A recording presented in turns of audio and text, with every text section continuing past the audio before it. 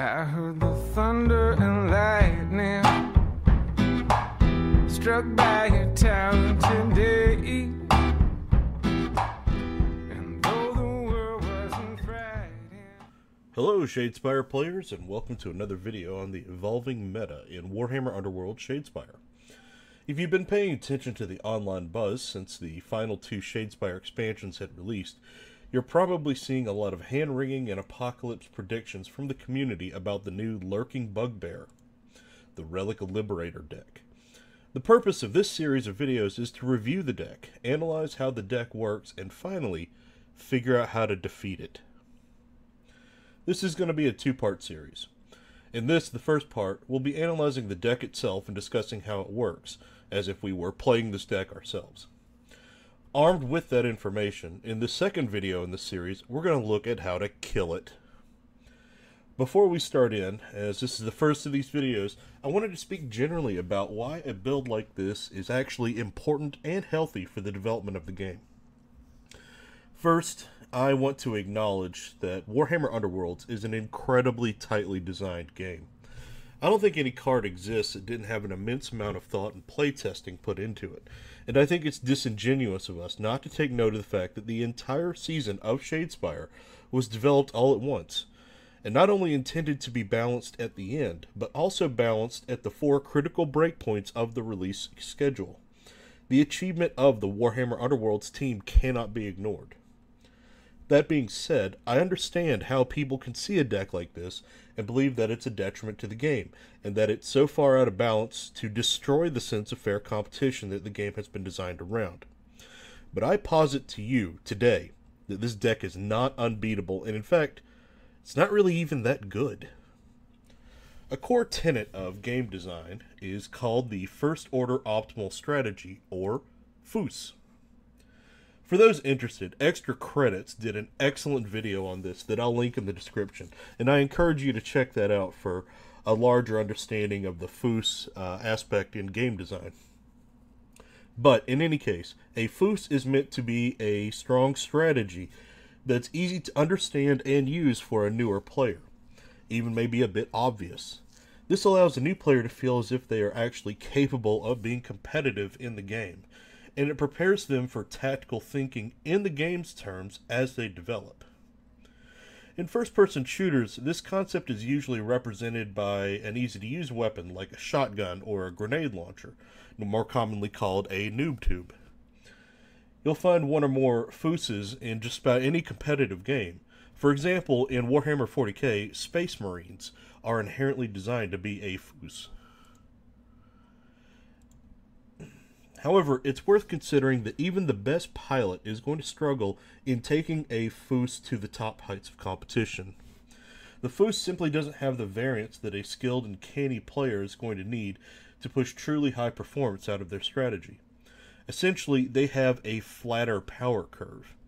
In a matchup with the hypothetical worst player in the world using a FOOS versus that same worst player in the world using a more complex option, the player with the FOOS is, by design, going to do much better. However, if you replace the worst players with the best players, the FOOS player is going to pale in comparison because the more complicated strategy offers more reward for risk. To use a non-gaming example, a bike with training wheels is slower than a bike without them, but with those training wheels, your little cousin Timmy is less likely to fall on his face. In hobby gaming tournaments such as Warhammer, X-Wing, Magic, or Shadespire, these FOOS builds usually end up being referred to as gatekeepers. These gatekeepers are going to do really well in the early rounds of the tournament, but inevitably they're going to get eliminated in the middle round before they reach the top tables. This leaves them in the lower middle, and in order to get to the top, you have to build your strategy to account for the gatekeepers, yet also build your strategy to do well against the top table pros. Where this becomes important to a healthy meta is that it forces the top players to diversify their strategies. Without some level of disruption, the winner is going to be whoever builds the best non-interactive engine with their gameplay choices that produces victory points, whatever they may be. In order to really succeed in this game, you must pay attention to the meta and sacrifice some of your exclusive purpose choices for versatility. This definitively creates balance and complexity in the game that make it a truly satisfying strategic experience. Otherwise, we would just have a situation where the final match at a tournament play may just be a game of rock, paper, scissors. For example, the existence of this deck fundamentally shifts the meta away from pure combat decks and towards more balance or objective-oriented play, which was necessary because, as it stood before Magore's Fiends and Farce Riders came out, combat decks were starting to dominate the meta. So with all that in mind, we can understand that the Relic Liberator deck is a FOOS. GW has been absolutely transparent about designing this to be a FOOS. They've been hinting at it by releasing the otherwise useless Cataphrane cards all through the cycle, and they've even gone so far as to put the canned build on the Underworlds site, as if to say, hey, newbie, play this. As a matter of fact, while we understand there are many variations on this general theme, we can assume the most common variant of the Relic Liberator deck is going to be a clone of the Sigmar's Relics deck shown on the Warhammer Underworld site. That's going to be the baseline for our assumptions going forward, as I imagine that this is going to be the exact form of the deck that you're most likely to see in your meta, as people do tend to just grab whatever they find in a net deck. Not just in this game, but in any other game. Let's start off with a general analysis of the deck. The general idea of this deck is that you want to avoid combat entirely. You're leveraging the high sturdiness of Steelheart's champions to prevent your opponent from getting too many glory points. While your opponent is struggling to kill or even reach you, you're trying to get at least 6 glory points, from non-interactive objectives to pay for the upgrades. And you're also doing as much as you can to mill through your deck in order to draw all 6 upgrades and have them pass through your hand. The card draw is king here, and it's only going to get easier when you get to 4 relics, as that gives you 2 free power cards after every action. Your win condition here is to achieve all 6 Cataphrane relics, and then spend your remaining activation, gaining 4 glory points at a time.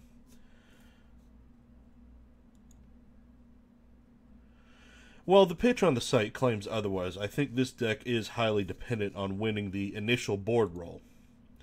As a player of this deck, you're absolutely going to have an easier time if you can put as much literal distance between your units and the opponent's units as possible.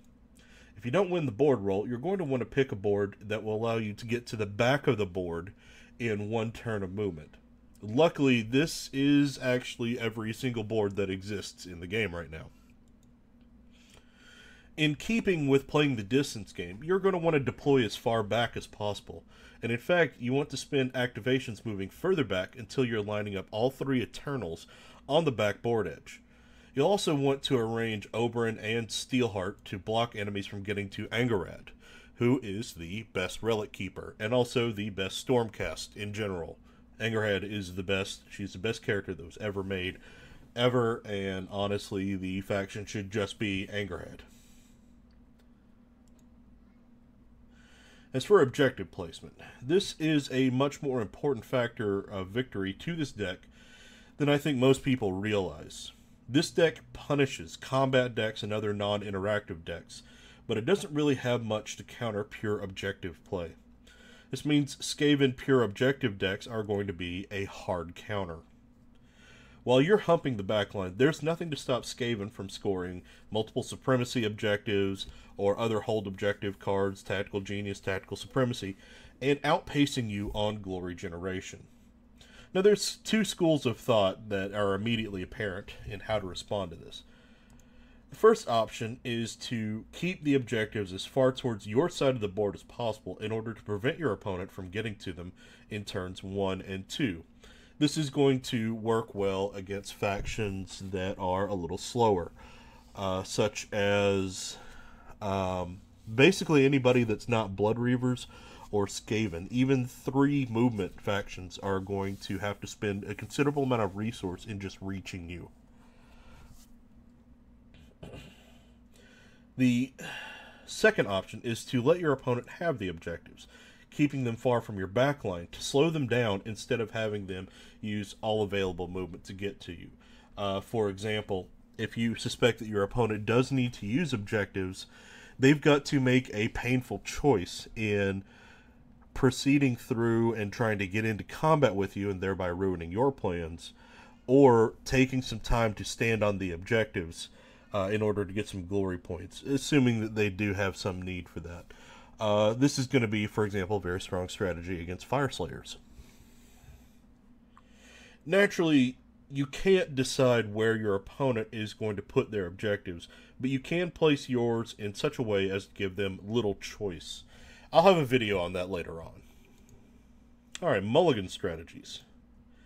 Mulliganing is difficult in this deck. On the one hand, you need to mulligan aggressively in order to get the necessary cards in your hand, but on the other hand, it can be crippling to lose any of the cards that you have. Discarding a relic is going to be tantamount to forfeiting, and losing glory points is going to harm you in the long game, as you have a comparatively low glory point total. My best advice here is that you're probably only going to want to mulligan your objective hand, especially if you don't think that you can accomplish all three of them on turn 1, and we'll get to why that's important here in a moment. This moment, as a matter of fact. Alright, so the objective cards.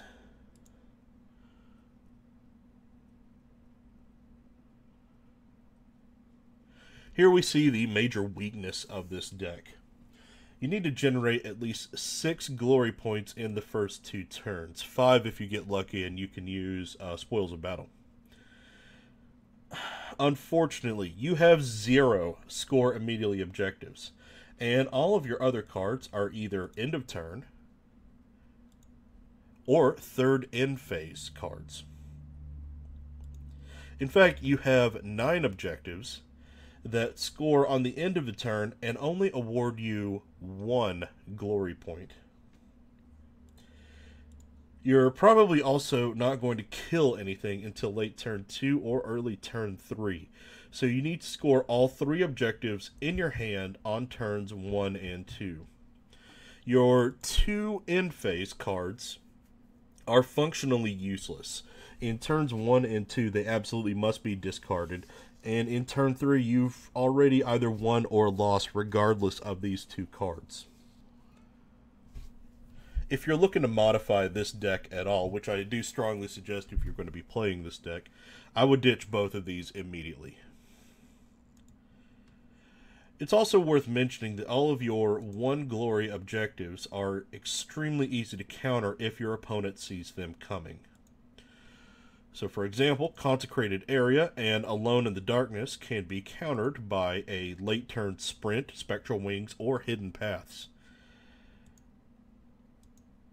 Sigmar's Bulwark and Bloodless can be countered by Shard Gale, or actually getting to the Stormcast in melee or with ranged combat. Chosen Champion and Flawless Strategy require you to already be doing well. Honest Opponent and Ploymaster are diametrically opposed to one another. And finally, Skirting Danger can be countered by any offensive movement shenanigan for which you have no real counter. Another problem is that since you have your Another problem that you have is that since your turn 1 and 2 objective hands are so important, you run the risk of letting your objective hand play the game for you. This forces your hand, no pun intended, and can prevent you from defending yourself against your opponent's attempts at disruption. Alright, let's look at the upgrade cards. Unsurprisingly, 6 out of your 10 upgrades are the relics themselves, and the remaining 4 are either defensive-oriented or useless, and I suspect they will hardly ever be used in practice. This is because you're probably going to max out at getting 6 glory points by turn 2, and you need to spend every one of those equipping the relics.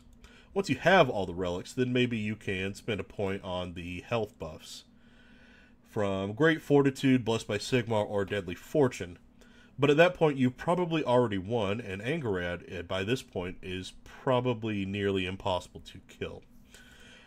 A Destiny to meet is just going to get you 1 glory point at the end of the game, which isn't really going to make a difference with the spreads that you're likely to see in this deck. I suspect that it's just filler.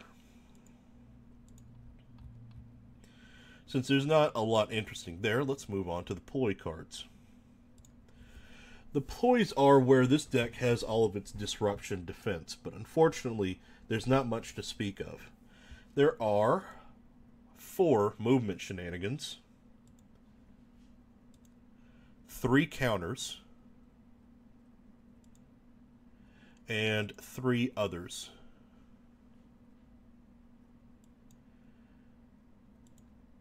Illusory Fighter functions more like a counter in this deck, as you're actually using it to move away from your enemy and towards the back line, depending on board position. And Hidden Paths is something of a Hail Mary escape plan. You can use it as soon as somebody actually gets to combat range with Angarad to physically launch her to the other side of the board, where unless you're playing against Skaven or somebody else that has Illusory Fighter, she's essentially going to be safe for the rest of the game.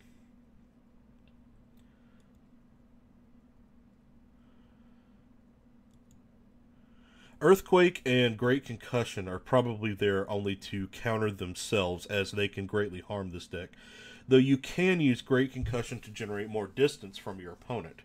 Critically, however, apart from certain uses of Earthquake and Great Concussion, you really don't have any way to move your fighters back into the back line if your opponent manages to shift them, which can cause issues in your glory point generation. So keep in mind, unless you've already scored Skirting Danger, you're probably going to want to keep at least one of these in your hand. Invisible Walls and Shardfall here are meant exclusively to slow down your opponent's fastest unit. So you're going to want to use this when Riptooth is lined for a charge, or an upgraded Fuel Grimnir just got a movement buff. Quick Thinker is best used to counter a charge by launching yourself away from a charge. Just make sure you've got somewhere to go. And the way this works is, because a charge action is a move action and then an attack action, you can play the reaction as a reaction to the move action between the move and the attack, so that you can get out of range and therefore obviate that attack action. And finally, Duel of Wits, Spoils of Battle, and Trust to Luck all have obvious utility for the nature of this deck. If we're going to modify this deck at all, one of my strongest recommendations would be to drop any of these other cards in order to get improvisation. Though once you get to the 4 relic area, you're going to be drawing more cards than you know what to do with, and you're probably going to run out of deck.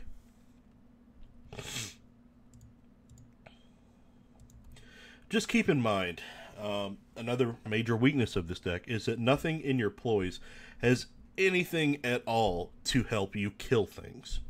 Your number 1 defense here is not getting attacked. Your number 2 defense is blocking those attacks.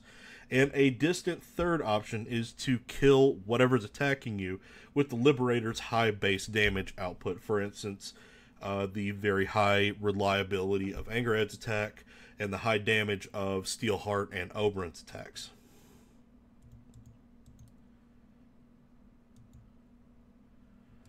So now that we've picked apart the deck, we can make a few educated statements. When this deck works, it really works, which is probably why people are so shook about it. But that's the thing. There are so many moving parts to this deck, and the slightest amount of disruption can completely shut it down. You can be hamstrung by a bad objective draw, for example, or a single well-timed movement shenanigan from your opponent, or even by them playing a single ploy card. If you lose a single relic, you cannot accomplish your primary victory condition. If you lose your carrier with 2 or more relics, you have absolutely lost.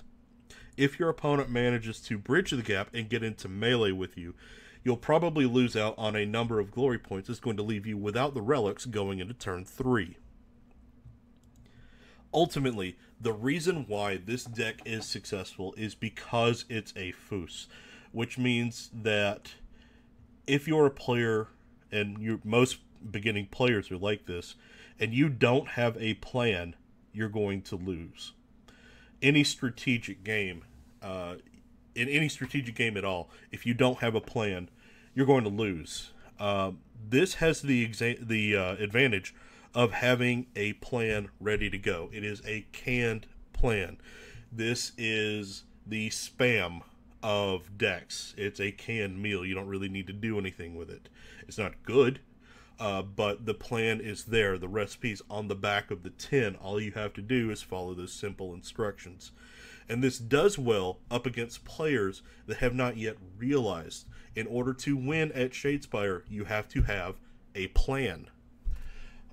However, anytime somebody does have a plan and they think strategically, they arrange for something in their deck or their strategy to counter things that exist in the meta, this is going to completely fall apart. All that being said, I encourage you to take the deck out yourself for a spin for some friendly games. Let your opponents know that you're experimenting, and to not take that to get too discouraged about the state of the game. Try it yourself and see when it wins and when it breaks. Maybe modify it a bit, and above all else, please post your thoughts in the comments below. I'd love to hear them. Also, please like, share, and subscribe, as this really helps me to bring you more Shadespire content. But next time, we're going to talk about how to utterly destroy this deck. See you then!